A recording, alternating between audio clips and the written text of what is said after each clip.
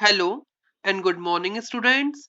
Welcome to our online session of English. So, students, once again, I'm here with a new chapter of our English reader book that is Wangari Maathai, that is an ambassador. So, students, here is the main character of the story is Wangari Maathai. She is the pioneer and founder of the Green Belt movement. Students, it is a movement which was started by Wangari Maathai. So, who was Wangari Maathai? She was born in Kenya and grew up there. She was a bright student and she got a scholarship to study in the USA, that is United States of America, and she made us realize that if we kept degrading the environment, so there never would be peace on earth. She also inspired others to continue planting trees and forests. So, students, Wangari Maathai, she was the founder of the Green Belt movement and she encouraged people to plant more and more trees on the earth. Then, after our life will be happy with the tree. And she also loved tree and she also concerned about the environment. So, students, ये जो chapter है वेंगारी Mathai and ambassador ये बहुत important chapter है और इस chapter में जो वेंगारी मथाई है उनका ट्रीज के लिए प्रेम लव एनवायरनमेंट के लिए कंसर्न जो है हमें इस चैप्टर में देखने को मिलता है और उन्होंने ग्रीन बेल्ट मूवमेंट के स्टार्ट किया था इनिशिएट किया था शी वाज द पायोनियर जिन्होंने इस मूवमेंट को स्टार्ट किया था तो let's begin to read this chapter let's begin Wangari Maathai passion for tree and concern for the environment grew out of her love for her village and the rural countryside she grew up on. So Wangari Maathai जो थी उनका trees के लिए passion और जो environment के लिए जो कंसर्न है जो हमें प्रेम देखने को मिलता है एनवायरमेंट के लिए और ट्रीज के लिए वो उन्हें उनके विलेज से मिला है जहाँ पे वो पली बड़ी है जहाँ पर वो रही है जहाँ से वो पली बड़ी है she spoke about a large fig tree near her family home that her grandmother said was sacred. She would get water for the house from the springs protected by the roots of that tree. Okay, students.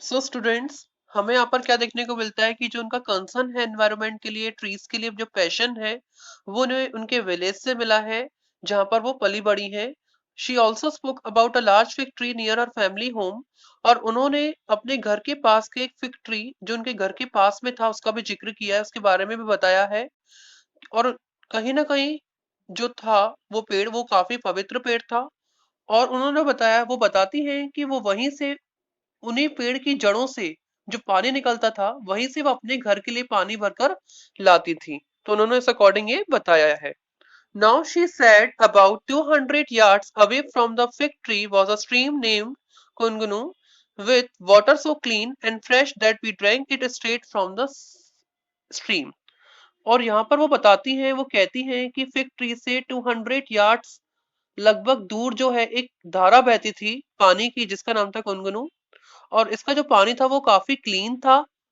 और काफी ज्यादा fresh था और वो कहीं ना कहीं उसी जो धारा बहती थी सीधी जो धारा बहती थी वो उसी से वो पानी पीती थी उन्होंने ऐसा यहाँ पर बताया है now when Wangari was young. Not many girls got a chance to go to school from rural Kenya, but luckily, Wangari's family saw that she was very bright and sent her to school. It means कि जब वेंगराई young थी means कि जो गांव था Kenya का वहां पर जो गर्ल्स होती थी किसी को भी स्कूल जाने का चांस नहीं मिलता था काफी सारी गर्ल्स ऐसी थी जो स्कूल नहीं जा पाती थी बट लकीली जो वेंगराई थी वेंगराई की जो फैमिली थी उन्होंने ये देखा कि जो वेंगराई है वो बहुत इंटेलिजेंट स्टूडेंट है तो उन्होंने वेंगराई को स्कूल भेजा she was smart enough to win a scholarship to study in the USA और वो काफी ज्यादा स्मार्ट भी थी और इस अकॉर्डिंग उन्होंने एक स्कॉलरशिप जीती ताकि उन्होंने अपनी स्टडीज को यूएस में कंटिन्यू किया यूएस में स्टडीज करने के लिए वेंगराई ने स्कॉलरशिप जीती क्योंकि वो बहुत ज्यादा ब्राइट स्टूडेंट थी after finishing college she came back to Kenya to teach at the University of Nirvoy. It means कि कॉलेज फिनिश करने के बाद वो वापस केन्या आती हैं और वहां पे जो निर्भय यूनिवर्सिटी ऑफ निरोबय है वहां पर उन्होंने टीचिंग भी की. She was the first woman in the East and Central Africa to get a PhD and the first woman to head a department in the university. It means कि वेंगराई जो थी वो फर्स्ट वुमेन थी east और central Africa में जिन्हें PhD की उपाधि मिली, जिन्होंने पीएचडी गेट की और कहीं ना कहीं वो फर्स्ट वुमेन थी जिन्होंने इस यूनिवर्सिटी जो डिपार्टमेंट था उन्होंने हेड किया था. मतलब she was the first women to head a department in the university. मतलब यूनिवर्सिटी के डिपार्टमेंट में हेड करने वाली वो फर्स्ट वुमेन थी और कहीं ना कहीं उन्हें इस अकॉर्डिंग पीएचडी की डिग्री मिली थी. Wangari was very successful and could have led a peaceful and comfortable life. She was means कि वो बहुत सक्सेसफुल वुमेन थी और कहीं ना कहीं उनकी जो लाइफ थी वो पीसफुल और कंफर्टेबल थी. However on her return she found that widespread deforestation had caused terrible malnutrition and famine was stalking the land. हालांकि जब वो रिटर्न आती है अपने गांव तो उन्होंने क्या पाया कि जो एरिया है वहाँ पूरा डिफोरेस्टेशन ने कहीं ना कहीं बहुत ज्यादा डिफोरेस्टेशन हो गया था और इस वजह से न्यूट्रिशन की बहुत कमी हो गई थी. हर जगह सूखा पड़ा था, लोगों में कमजोरी आ गई थी क्योंकि उनको फूड वगैरह अवेलेबल नहीं हो पाया. तो इस तरह की कंडीशन जो है वेंगराई को वहां पर देखने को मिली इस अकॉर्डिंग. सो स्टूडेंट्स यहाँ पर क्या बताया गया earlier. We lived in a land abandoned with shrubs, creepers, ferns and trees because rain fell regularly and reliably. Clean drinking water was everywhere. तो वो बताती है वेंगराई कि जब हम यहाँ पे पहले रहते थे तो यहाँ पर अबंडेंट मतलब प्रचुर मात्रा में काफी मात्रा में शर्ब्स थे, क्रीपर्स थे, ट्रीज थे क्योंकि बारिश वगैरह रेगुलरली होती थी. क्लीन ड्रिंकिंग वाटर हर जगह अवेलेबल था.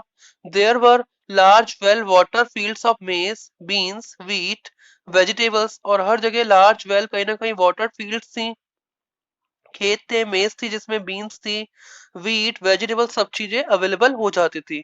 Hunger was virtually unknown she said about the landscape of her childhood. तो कहीं ना कहीं वो अपने चाइल्डहुड की मेमोरीज के बारे में बताती है कि चाइल्डहुड में जब वो यहाँ रहती थी तब यहाँ पर किसी भी चीज की कोई कमी नहीं थी, सब कुछ इजिली अवेलेबल हो जाता था और हंगरनेस कहीं ना कहीं बिल्कुल न के बराबर थी. तो इस अकॉर्डिंग वो ये सारी जो है चीजें बताती हैं.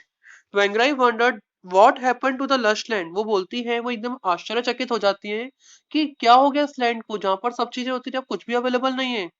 why could why could not women get clean water and healthy food for their families. की जो औरतें हैं यहाँ की उनको क्लीन वाटर जो है और हेल्दी फूड है उनकी फैमिलीज के लिए अवेलेबल क्यों नहीं हो पा रहा है. Going down to the root of the problem she realise that the land had to be reforestated. तो जब वो प्रॉब्लम की जड़ तक जाती हैं तो उन्हें ऐसा रियलाइज होता है कि जो फॉरेस्ट जो लैंड है फॉरेस्ट लैंड को रिफॉरेस्टेट किया जाना था. मतलब इसको फिर से यहाँ पे फॉरेस्ट वगैरह उगाने पड़ेंगे. Means something had to be done about it. इसके लिए कुछ ना कुछ करना पड़ेगा. And she decided what she decided something was to plant trees. और उन्होंने ऐसा डिसाइड किया कि अब ऐसा कुछ करना पड़ेगा. उन्होंने डिसाइड किया कि यहाँ पे कुछ ट्रीज वगैरह वो प्लांट करेंगे, कुछ नए नए पेड़ उगाएंगे अब. And then she begin the green belt movement. तो जब मैंने इंट्रोडक्टरी पार्ट में आपको ग्रीन बेल्ट मूवमेंट के बारे में बताया था तो कि ग्रीन बेल्ट मूवमेंट किसने स्टार्ट किया था, who started this movement. So that movement is started by the Wangari Maathai. So she began this movement that is green belt movement in a small nursery. एक छोटी सी nursery में उन्होंने इस movement को start किया जो एक छोटे से गार्डन में था उनके, which later grew into huge organization that has planted millions of trees in Africa. और जो आगे चलकर एक बहुत बड़े ऑर्गेनाइजेशन में बन गया, कन्वर्ट हो गया और जिसने अफ्रीका में कहीं ना कहीं कई सारे मिलियंस जो है ट्रीज को प्लांट किया. तो एक बहुत बड़ा ऑर्गेनाइजेशन के रूप में हमें ये देखने को मिला. So students, deforestation had occurred as in many other places in the world because forests had been cut down to grow cash crops for export. और यहाँ पर ऐसा भी बताया गया है कि जो डिफोरेस्टेशन है जरूरी नहीं कि सिर्फ यहीं पर हुआ हो. डिफोरेस्टेशन वर्ल्ड के दूसरे पार्ट्स में भी हुआ था और काफी सारे पार्ट्स में ऐसा हुआ था, लेकिन क्योंकि जो फॉरेस्ट उनको काटा जा रहा था, कट किया जा रहा था कैश क्रॉप्स के लिए, कैश क्रॉप्स को ग्रो करने के लिए ताकि एक्सपोर्ट किया जा सके और to build high rise buildings और बड़ी बड़ी बिल्डिंग्स को बनाने के लिए इस अकॉर्डिंग डिफोरेस्टेशन किया जा रहा था. Then she suggested let us use it to intensify our commitment to people. तो उन्होंने ऐसा सजेस्ट किया कि अब हमें इसे और इंटेंसिफाई करना चाहिए ताकि हम लोगों के प्रति अपना जो कमिटमेंट है उसको और ज्यादा इंटेंसिफाई करें इस according. Let us embrace democratic governments, protect human rights and protect our environment. और उन्होंने बोला कि डेमोक्रेटिक गवर्नमेंट को भी उन्होंने धन्यवाद दिया, इस अकॉर्डिंग उन्होंने उनका वेलकम किया कहीं ना कहीं कि उन्होंने ह्यूमन राइट्स को प्रोटेक्ट किया, हमारे एनवायरनमेंट को भी प्रोटेक्ट किया। I am confident that we shall rise to the occasion and I have always believe that solution to most of the problems will have to come from us. उन्हें ऐसा confident था कि कहीं ना कहीं इस ओकेजन पे ये राइज होगा।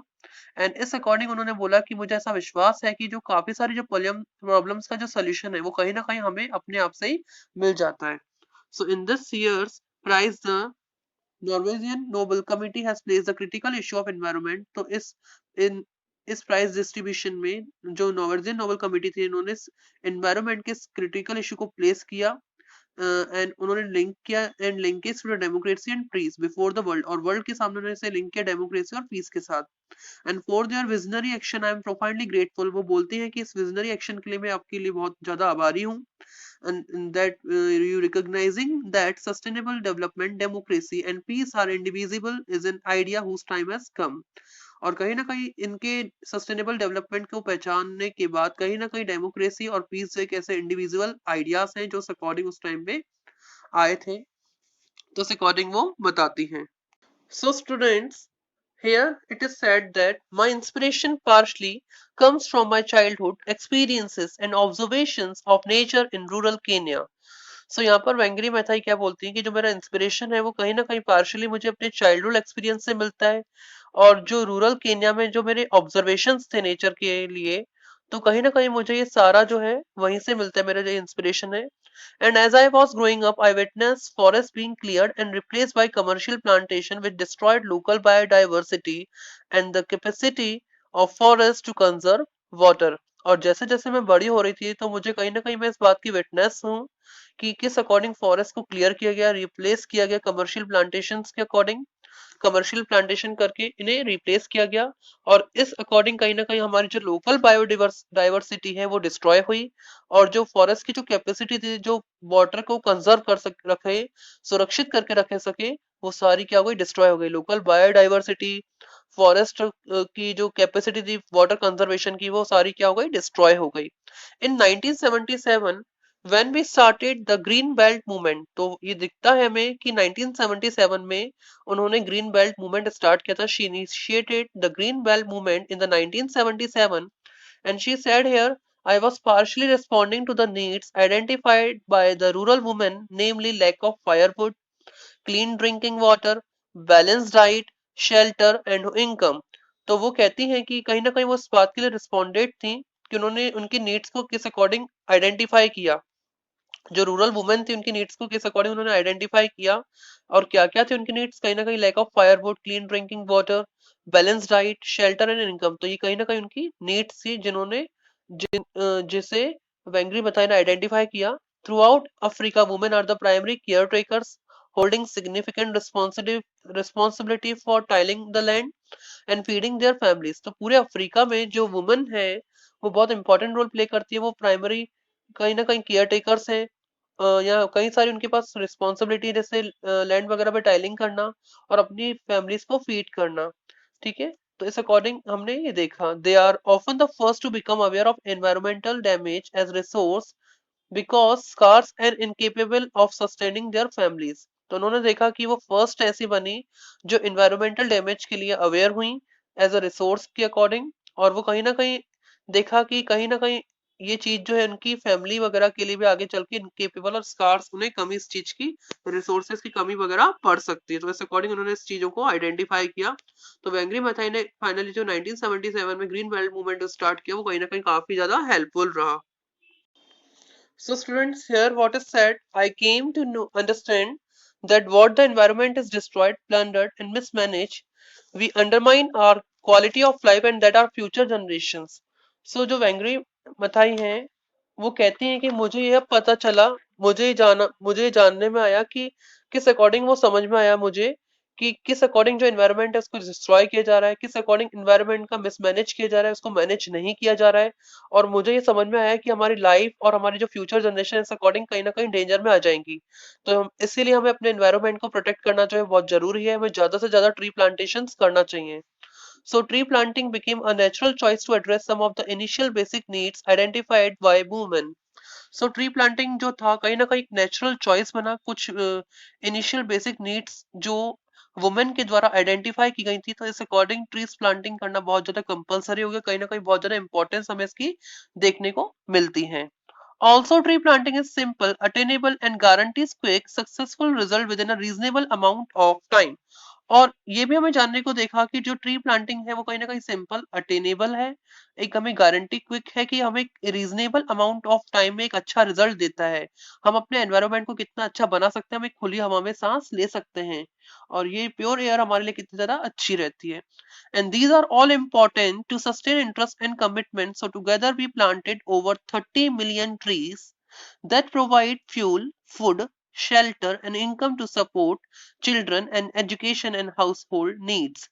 तो ये सारी चीजें ही कहीं ना कहीं बहुत इंपॉर्टेंट है ताकि हम अपने इंटरेस्ट और कमिटमेंट को पूरा कर सके। तो टुगेदर हम लोगों ने 30 मिलियन ट्रीज को प्लांट किया, वो बोलती हैं, जो जिसने हमारी काफी ज्यादा मदद की। फ्यूल के लिए हमें फ्यूल प्रोवाइड किया, फूड प्रोवाइड किया, शेल्टर प्रोवाइड किया, हमें इनकम प्रोवाइड की ताकि हम अपने चिल्ड्रन और उनके एजुकेशन को सपोर्ट कर सके, अपनी हाउस होल्ड नीड्स, घर की जरूरतों को पूरा कर सके। तो हम ये देख सकते हैं कि ट्रीज और प्लांट्स जो है हमारे लिए कितने ज्यादा यूजफुल होते हैं, क्योंकि कई सारी चीजों में ये हमारी हेल्प करते हैं। ट्रीज हम लोगों के लिए बहुत इंपॉर्टेंट है, ये हमारे लिए डायरेक्ट एडवांटेज है, तो इनडायरेक्ट एडवांटेज भी हमें प्रोवाइड करते हैं।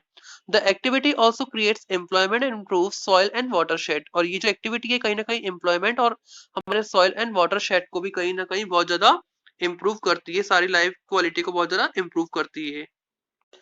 सो स्टूडेंट्स, ये जो एक्टिविटी है ये क्रिएट करती है एम्प्लॉयमेंट अपॉर्चुनिटीज को, और सॉइल और वाटरशेड जो वाटर बॉडीज हैं उनमें कुछ इम्प्रूव लेकर आती है। So through their involvement women gain some degree of power over their lives. तो इस अकॉर्डिंग, इस इन्वॉल्वमेंट के अकॉर्डिंग वुमेन को कुछ डिग्री ऑफ पावर गेन हुआ लाइव्स में, और कहीं ना कहीं specially their socio economic position and relevance in the family. इससे उनकी कहीं ना कहीं सोशियो इकोनॉमिक पोजीशन और फैमिली में इंपॉर्टेंस इंक्रीज हुई। This work continues. इस अकॉर्डिंग ये काम चलता रहा। Initially the work was difficult, लेकिन स्टार्टिंग में ये काम बहुत ज्यादा डिफिकल्ट था। बट देखा जाए, because historically our people have been persuaded to believe that because they are poor। तो इस हिस्टोरिकली जो लोग थे वो कहीं ना कहीं ऐसा मानते थे, उनका ऐसा विश्वास था कि हम लोग गरीब है, हम लोग पुअर, हम लोग ये काम नहीं कर सकते हैं। And then they lack not only capital but also knowledge and skills to address their challenge. क्योंकि न केवल उनको कैपिटल की कमी थी बल्कि नॉलेज और स्किल्स के अकॉर्डिंग भी कहीं ना कहीं उन लोगों के लिए क्या था, एक चैलेंज था। It was just the challenge for them. Instead, they are conditioned to believe that the solutions to their problem must come from outside। और इसके बावजूद भी कहीं ना कहीं उनको वो कंडीशंस थे, इस कंडीशन पे कहीं ना कहीं उनको ऐसा बिलीव था कि जो सोल्यूशन का, जो प्रॉब्लम का जो सोल्यूशन है, जो प्रॉब्लम का सोल्यूशन वो कहीं ना कहीं आउटसाइड से उन्हें मिल जाएगा। And then further, women did not at that time realize that meeting their needs depend on their environment being healthy and well managed। और कहीं ना कहीं वुमेन को ऐसा रियलाइज भी नहीं था कि जो मीटिंग था, जो उनकी नीड्स थी, जो डिपेंड थी इन्वायरमेंट के ऊपर, तो कहीं ना कहीं हेल्थी और वेल मैनेज इन्वायरमेंट के अकॉर्डिंग उनको ये गेन हो सकती थी। They were also unaware that a degraded environment leads to a scramble for scarce resource and they may culminate in poverty and even conflict also। So students, here what is said that कि वो कहीं ना कहीं unaware थे इस बारे में कि जो डिग्रेडेड एनवायरनमेंट है, अगर एनवायरनमेंट की ग्रेड अच्छी नहीं होगी, अगर एनवायरनमेंट साफ और सुथरा नहीं होगा, तो कहीं ना कहीं इनके रिसोर्सेज की भी कमी हो जाएगी, और इस अकॉर्डिंग वो लोग पॉवर्टी में, ऐसी पॉवर्टी क्रिएट होगी बहुत हाई लेवल की, कहीं ना कहीं कॉन्फ्लिक्ट ज्यादा होंगे। And they were also unaware of the injustice of international economic developed a citizen education program during which people identified their problems, causes and solution। तो अकॉर्डिंग वो कहीं ना कहीं इस इनजस्टिस के लिए भी अनअवेयर थे। इंटरनेशनल इकोनॉमिक डेवलपमेंट डेवलप्ड के ये सिटीजन एजुकेशन प्रोग्राम जो थे इस ड्यूरेशन में, इस अकॉर्डिंग कहीं ना कहीं लोगों ने अपनी प्रॉब्लम्स, कॉजेस और सॉल्यूशंस को आइडेंटिफाई किया। And they then make connections between their actions and the problems they witness in the environment in the society. And then कहीं ना कहीं उन्होंने इन कनेक्शंस को क्रिएट किया एक्शंस और प्रॉब्लम के अकॉर्डिंग कहीं ना कहीं एनवायरनमेंट में इस अकॉर्डिंग वो विटनेस बने सोसाइटी में। तो इस अकॉर्डिंग हमने देखा कि ट्री प्लांटिंग जो था सबसे पहले उनके लिए कहीं ना कहीं बहुत डिफिकल्ट और चैलेंजिंग टास्क था, लेकिन कहीं ना कहीं धीरे धीरे अगर उन्होंने इस चीज को समझा तो वो ये चीज कंप्लीट कर पाए। तो इस अकॉर्डिंग उन्होंने इस चीज को महसूस किया कि फॉरेस्ट कहीं ना कहीं हम लोगों के लिए एक रिसोर्स है, अगर हम इसे डिस्ट्रॉय करेंगे तो कहीं ना कहीं हम लोगों के लिए खतरा है। तो इन्होंने इस चीज को रियलाइज किया, ताकि ज्यादा से ज्यादा उन्होंने ट्रीज को प्लांटेशन को ज्यादा से ज्यादा encourage किया। So student, thus the poor and the disadvantaged, many of the women and children got pushed into poverty and hunger। तो इस अकॉर्डिंग इसलिए हमने देखा कि जो पुअर है और जो डिसएडवांटेजेस हैं, कई सारे जो वुमेन है, चिल्ड्रन है, इस अकॉर्डिंगली कहीं ना कहीं उन्हें पॉवर्टी और हंगरनेस का सामना करना पड़ा, वो उनमें पुश हुए। Connecting the dots, Wangari realise that to fix the environment and then she had to fight for people's right and democracy. Wangari ने ये रियलाइज किया एनवायरमेंट को सही करने के लिए, उन्होंने बोला कि अब एनवायरमेंट को सही करना पड़ेगा, ऐसा उन्हें रियलाइजेशन होता है, ताकि काफी लोगों की जिंदगी को बचाया जा सकता है, क्योंकि एनवायरनमेंट को सही करना हम लोगों का ही काम है, तो इसलिए हमें एनवायरनमेंट को सही करना ही पड़ेगा। तो इस अकॉर्डिंग उन्हें कहीं ना कहीं लोगों के राइट्स और डेमोक्रेसी के लिए लड़ना भी पड़ा था। The president of Kenya called her a mad woman because she protested against schemes that could harm the government environment। तो इस अकॉर्डिंग जो प्रेसिडेंट ऑफ केन्या थे, उन्होंने वेंगराई को मैड वुमेन कहा, क्योंकि जो वेंगराई थी वो कहीं ना कहीं गवर्नमेंट की जो स्कीम होती थी जो एनवायरनमेंट को हार्म करती थी, वो उनके खिलाफ प्रोटेस्ट किया करती थी, लड़ा करती थी। And then she was often beaten during the protest and she led and went to the jail many times. और कई बार उन्हें मारा भी गया, पीटा भी गया, उनपे काफी सारे हमले भी हुए प्रोटेस्ट की वजह से, और कई बार उन्हें जेल भी जाना पड़ा। But she preserve with the her fight, लेकिन वो अपनी फाइट से पीछे नहीं हटी, वो लोगों की जिंदगी के लिए, लोगों के अधिकारों के लिए वो लड़ती रही। when when asked what kept her fighting, she told the story of hummingbird that her mother told her। तो लोग जब उनसे पूछा करते थे इस फाइटिंग के बारे कंटिन्यू रखने के बारे में, तो लोगों को वो ये स्टोरी हमिंग बर्ड की स्टोरी बताया करती थी जो उनकी मदर ने उन्हें बोली थी। इस अकॉर्डिंग वो लोगों के अधिकारों के लिए लड़ा करती थी। सो स्टूडेंट्स, यहाँ पर एक स्टोरी बताई गई है हमिंग बर्ड के बारे में। So let's begin to read this story. So once there was a terrible forest fire. तो एक बार एक जंगल में बहुत भयानक आग लगी थी। That was terrible forest fire. All the animals came out of the forest and stood on the edge, transfixed. As they watched the forest burning, they felt powerless, except for this one hummingbird. So जो सारे जानवर थे वो forest से बाहर आ जाते हैं और एक किनारे पे जाकर खड़े हो जाते हैं। और वो जब फॉरेस्ट जो बर्न होता है, जब जल रहा होता है, तो वो उसे देखते हैं और अपने आप को पावरलेस फील करते हैं। बिल्कुल ऐसा लगता है कि जैसे सब कुछ चला गया हो। लेकिन जो उनमें से एक जो हमिंग बर्ड थी, उसके अलावा वो अपने आप को ऐसा पावरलेस फील नहीं करती है। The hummingbird took how much water it could in its tiny beak and threw it on the blaze। तो जो hummingbird थी वो अपनी चोंच में पानी भर भर कर ला रही थी और उसे आग की लपटों तक फेंक रही थी। Okay, as it whirled its wings and flew again and again from the stream to the fire। तो वो वैसे बार बार कर रही थी, बार बार अपनी पंखों को फड़फड़ाकर चोंच में अपने पानी भरकर बार बार उसको आग की लपटों पे फेंक रही थी। The animal was helplessly, including much bigger animals like the elephant, which could have carried a lot of water in its trunk। तो उस अकॉर्डिंग उस टाइम पे जो कुछ बड़े बड़े एनिमल्स थे वो अपने आप को बिल्कुल हेल्पलेस समझ रहे थे। ठीक है, बिल्कुल हेल्पलेसली वो वॉच कर रहे थे। इसमें बहुत बड़े बड़े बिगर एनिमल्स भी थे, जैसे एनिमल्स जो कहीं ना कहीं बहुत सारा पानी अपनी ट्रंक में भरकर ला सकता था, लेकिन उस टाइम पे उनको कुछ सूझ ही नहीं रहा था। और वो इस अकॉर्डिंग इस जलते हुए जंगल को बस देख ही रहे थे। लेकिन जो हमिंग बर्ड थी वो ज्यादा इंटेलिजेंट थी, उसने दिमाग के अकॉर्डिंग काम किया। तो इस अकॉर्डिंग उसने पानी भर भर के आग की लपटों को, आग को बुझाने की कोशिश की। And they told the humming bird, what do you think you can do. उन्होंने हमिंग बर्ड से बोला कि क्या तुम क्या सोचती हो कि तुम ये कर सकती हो। You are too little and the fire is so big, how can you help. और वो बोलते हैं कि तुम इतनी छोटी हो और फायर इतनी बड़ी है, तो तुम हमारी मदद कैसे कर सकती हो। हाउ कैन यू हेल्प, कैसे कर सकती हो। And the little humming bird turn to them without wasting any time and said, I am doing the best I can. तो जो लिटिल हमिंग बर्ड है वो उनकी तरफ टर्न करती है और बिना अपने टाइम को वेस्ट किए हुए उसने कहा कि मैं वो कर सकती हूँ जितना मैं अच्छा करना चाहूँ उतना मैं कर सकती हूँ और मैं कर रही हूँ। ठीक है, वो इतना बोलती है, आई एम डूइंग द बेस्ट, मैं बहुत अच्छा कर रही हूँ जितना मैं कर सकती हूँ। सो स्टूडेंट्स, तो इस अकॉर्डिंग उसने क्या बोला कि मैं जितना अच्छा कर सकती हूँ मैं इतना अच्छा कर सकती हूँ, and that to me is what all of us you should do. और यही चीज जो है ये सभी हमको करना चाहिए, बहुत अच्छा कोशिश करना चाहिए। I will be that humming bird said Wangari Maathai, और वंगरी मथाई बोलती है मैं वही हमिंग बर्ड हूँ। इस अकॉर्डिंग ही अपने आप को हमिंग बर्ड की तरह बताती हैं। And she was all our life, तो कहीं ना कहीं वो जो भी था उनकी लाइफ में था। And it has made a difference, तो कहीं ना कहीं इस चीज ने उनके एक डिफरेंस को क्रिएट किया है। People are more aware that war, peace, democracy, human rights and the degradation of the environment that all are connected. तो कहीं ना कहीं लोगों को ज्यादा अवेयर रहते हैं war, peace, democracy, human rights और डिग्रेडेशन ऑफ एनवायरमेंट के लिए। तो ये सारी चीजें आपस में कनेक्टेड हैं। We can not solve a problem in isolation without considering everything else, तो हम किसी भी प्रॉब्लम को देखकर हम शांति से बैठ नहीं सकते हैं।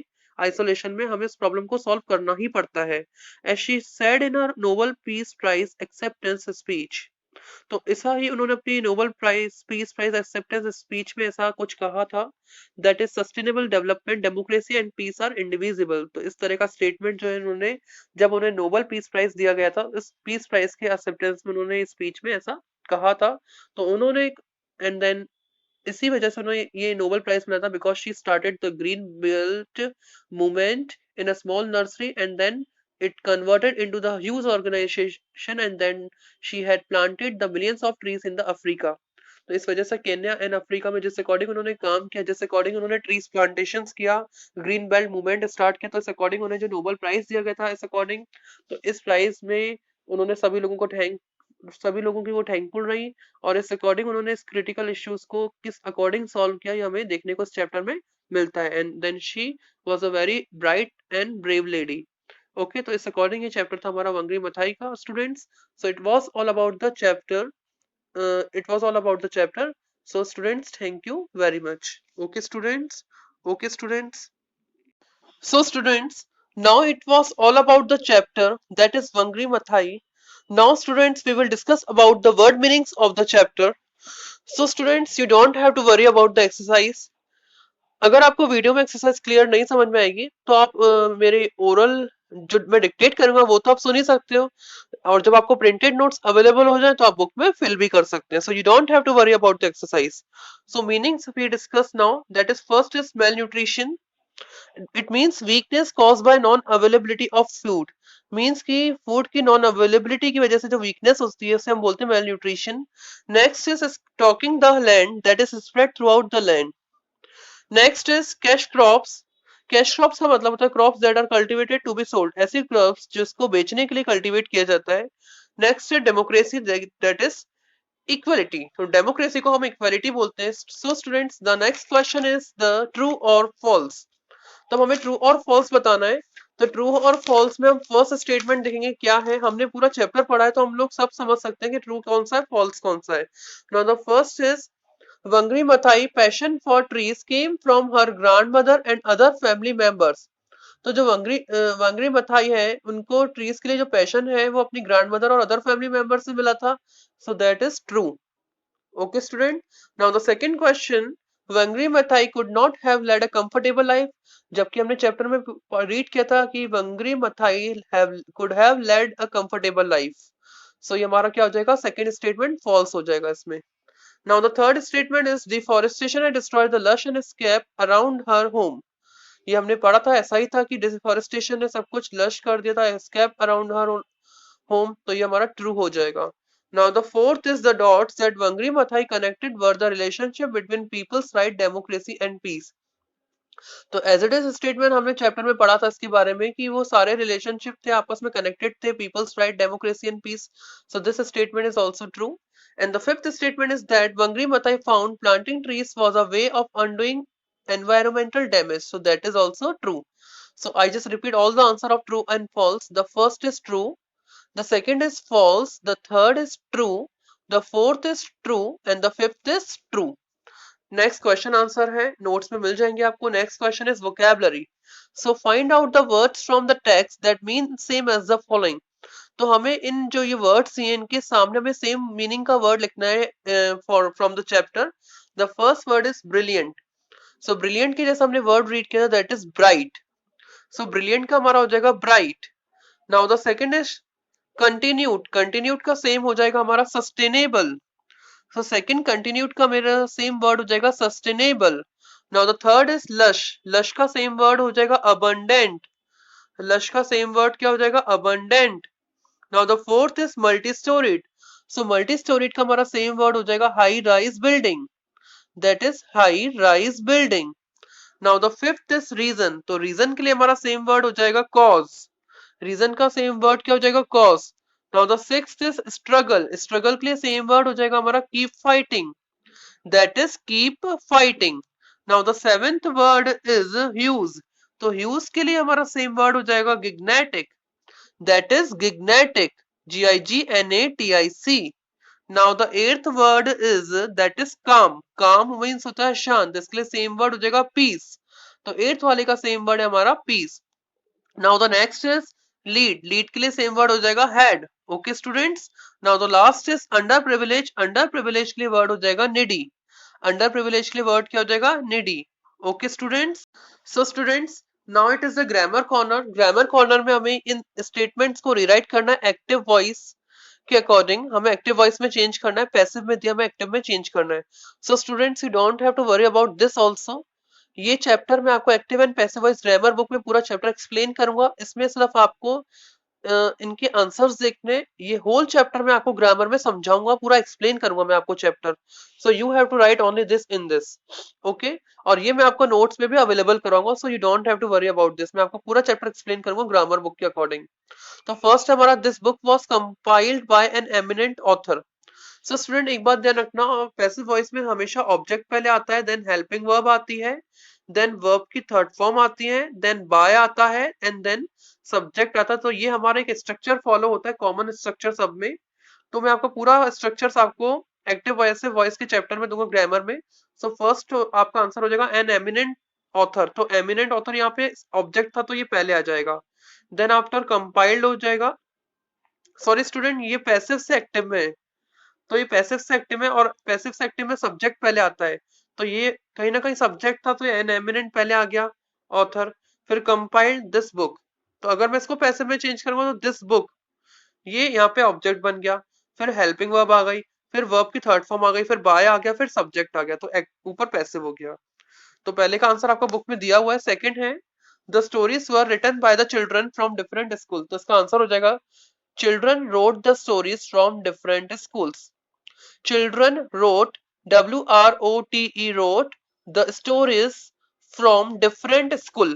थर्ड का आंसर लिखिए. Different writing styles have been included in the book by the author. तो आंसर है the author has included different writing styles in the book. The author has included different writing styles in the book. Now the fourth is the language has been carefully checked by the editor. So इसका आंसर हो जाएगा the editor has checked the language carefully. The editor has checked the language carefully. Now the fifth is the illustrations have been done by Taposhi Ghoshal. So इसका आंसर हो जाएगा Taposhi Ghoshal has done the illustration. Taposhi Ghoshal has done the illustrations. Now the sixth is the book is published by a famous publisher. So इसका आंसर हो जाएगा a famous publisher publishes the book. A famous publisher publishes the book.